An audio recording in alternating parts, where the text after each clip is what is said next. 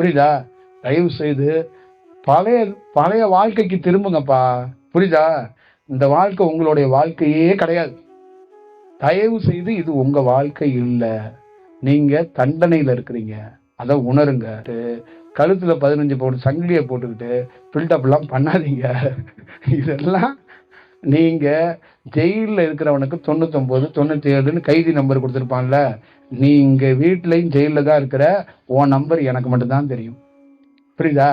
அதனால தயவு செய்து, நானும் ஜெயிலில் இருந்தேன், பதஞ்சலி மாதிரி ஒருத்தனால விடுதலை ஆனேன். அதனால நம்ம ஊர்ல கட்டியிருக்க சென்ட்ரல் ஜெயில், மைனர் ஜெயில், இந்த மாதிரி பல ஜெயில் இருக்குல்ல, அதுதான் ஜெயில் நினைக்காதீங்க. நம்ம வீடு, நம்ம அறை, நம்ம எல்லாமே ஜெயில் தான். அதனால அதிலிருந்து இது நம்மளுடைய லைஃப் ஸ்டைல் கிடையாது. இது நம்ம வாழ்க்கை இல்லை. நல்லா ஞாபகம் வச்சுக்கோங்க. இது நம்மளுடைய பேக்ட்ராப்ல நம்ம வாழ்க்கையே இல்லை.